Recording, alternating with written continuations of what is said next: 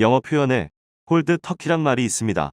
그대로 직역하면 차가운 칠면조라고 할 수 있는데 그런 뜻이 아니라 마약이나 술을 끊으면 나타나는 금단 현상을 말합니다. 이 말의 유래는 알코올 중독자들이 술을 갑자기 끊자 얼굴이 창백해지며 피부에 닭살이 돋는 것을 보고 콜드 터키라고 한 데서 시작된 것입니다.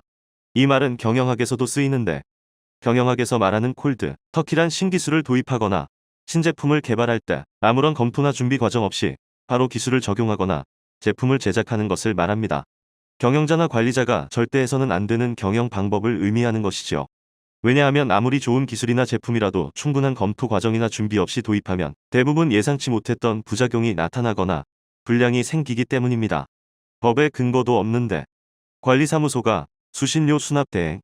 그런데 기업의 경영자뿐만 아니라 대부분의 초급 관리자들도 알고 삼가고 있는 어이없는 일이 한 나라의 최고 결정권자로부터 나왔습니다.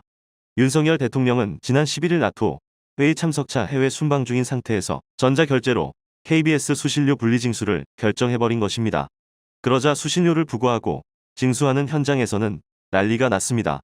왜냐하면 국민의 상당수가 거주하는 아파트에서는 현행 법상관리사무소가 전기료와 분리된 수신료에 수납을 대행할 법적 권한이 없기 때문입니다. 아파트 관리를 규율하는 법은 공동주택관리법인데 이 법률에 따라 아파트 관리사무소가 운영되고 관리비를 부과하고 있습니다.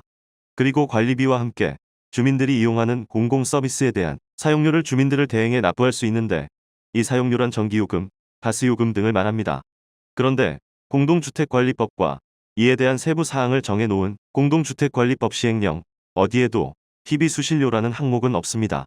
따라서 대한주택관리사협회 측은 수신료가 전기료와 분리됨에 따라 수납 대행의 법적 근거가 사라졌다고 설명합니다. 그럼에도 한전에서는 자신들의 홈페이지에 버젓이 분리납부를 희망하는 집합건물의 개별 세대는 관리사무소에 신청하라고 게시하고 있습니다.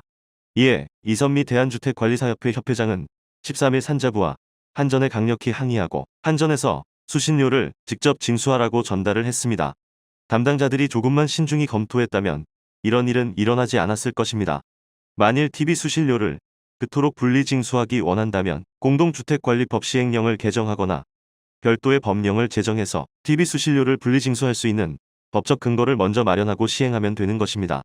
그럼에도 불구하고 이런 행정이 나타나게 된 건 정치적인 목적을 위한 불속 결정을 했기 때문이라고 봅니다. 이런 현장에서의 혼란 외의 비용 또한 만만치 않습니다. TV 수신료를 전기요금과 병행부과 하는데 KBS는 연간 수백억 원의 수수료를 한전에 지불하고 있습니다. 분리징수를 할 경우 한전에서는 전산 시스템 변경 등 추가 비용이 매년 수천억 원이 들어간다고 합니다. 지난해 9월 30일 중앙일보 보도에 따르면 KBS에서 병행부과를 위해 매년 419억 원을 한전에 지급하고 있는데 분리징수를 할 경우 1,850억 원의 추가 비용이 발생할 것이라고 예상했습니다. 그렇다면 이 비용은 누가 부담해야 하는 건가요? KBS가 내든 한전에서 담당하든 결국 국민의 주머니에서 나온 공과금으로 부담해야 할 몫인 겁니다.